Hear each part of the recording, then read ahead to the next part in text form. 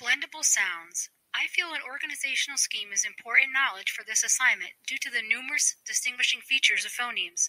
Viewing sounds in terms of where and how they are made in a structured way can make it easier to make the sounds correctly and to also help others learn how to make them correctly. Consonants are distinguished by place and manner of articulation. Place of articulation refers to where the sound is made, or the position of the lips, teeth, and tongue in the front, middle, or back of the mouth. Manner of articulation refers to how the sound is made, or the production of airflow to the mouth. In English, some of the major distinguishing features for phonemes are voicing, continuancy, and nasality. Consonants that are made with the vocal cords engaged or buzzing are referred to as voiced. Consonants made with the vocal cords disengaged and quiet are referred to as unvoiced.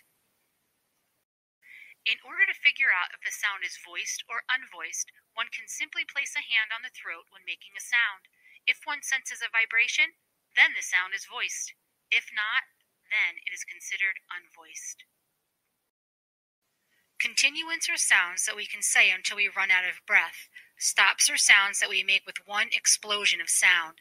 Some consonants send their air through the oral cavity, others send their air through the nose. This featural contrast is described as the oral-nasal contrast. We will begin with a focus on the manner of articulation referred to as stops. Stops are sounds whose flow of air is stopped completely for a short time. These sounds are of short duration when spoken in isolation. They cannot be slowed down and glided into a vowel during phoneme blending. There are 6 stop sounds. 2 stop sounds are bilabials, which are made by bringing both lips together. The p is a voiceless stop consonant. The sound for p is p, as in the beginning of pig and at the end of zip. The b is a voiced stop consonant. The sound for b is b, as in the beginning of big and the end of. 2 stop sounds are alveolar sounds, which are made when the tongue is placed behind the alveolar ridge, the ridge of tissue just above the back side of the teeth. The t is a voiceless stop consonant. The sound for t is t, as in the beginning of tip and the end of bat. The d is a voiced stop consonant. The sound for d is d, as in the beginning of dip and the end of mad. 2 stop sounds are velar sounds, which are made with the tongue raised against the soft palate in the back of the throat. The k is a voiceless stop consonant. The sound for k is k, as in the beginning of kit and the end of back. The g is a voiced stop consonant. The sound for g is g, as in the beginning of get and the end of leg. Now we will focus on the manner of articulation referred to as nasals. Most linguists call these stops because the airflow is obstructed in the mouth or oral cavity, but they can be sustained vocally and blended with other sounds continuously because we can say the sound as long as breath is available. Technically, the nasals are stops. For teaching purposes, they can be thought of as continuants. There are 3 nasal sounds. One nasal sound is a bilabial sound, which is made by bringing both lips together. The is a nasal consonant. The sound for m is as in the beginning of mug and the end of gem. One nasal sound is an alveolar sound, which is made when the tongue is placed behind the alveolar ridge, the ridge of tissue just above the back side of the teeth. The is a nasal consonant. The sound for n is as in the beginning of net and the end of pin.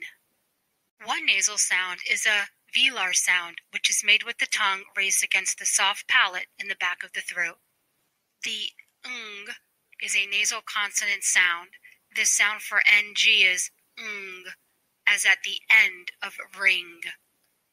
Now we will focus on the manner of articulation referred to as fricatives. All of the fricatives are continuants. Significant friction is created as the air in the mouth is partially obstructed and forced through a narrow space. There are 8 fricative sounds. Two fricative sounds are labiodental sounds, which are formed with the upper front teeth on the lower lip. The f is a voiceless fricative consonant.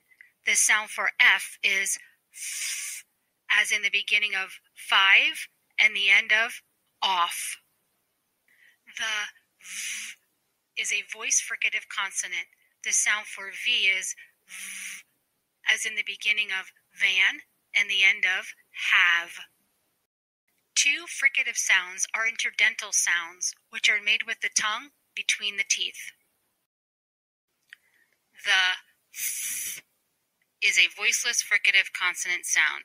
The sound for TH is th, as in the beginning of thin and the end of with. The th is a voice fricative consonant sound. The sound for TH is th, as in the beginning of then. Two fricative sounds are alveolar sounds, which are made when the tongue is placed behind the alveolar ridge, the ridge of tissue just above the back side of the teeth. The s is a voiceless fricative consonant. The sound for S is s, as in the beginning of sit and the end of bus. The z is a voiced fricative consonant. The sound for Z is z, as in the beginning of zoo and the end of buzz. Two fricative sounds are palatal sounds, which are made with the front part of the tongue on the hard palate, or roof of the mouth, behind the alveolar ridge. The sh is a voiceless fricative consonant sound.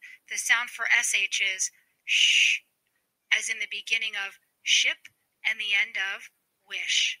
The zh is a voice fricative consonant sound. There are no unique spellings in English orthography for this sound. The sound zh can be heard at the beginning of genre and in the middle of vision.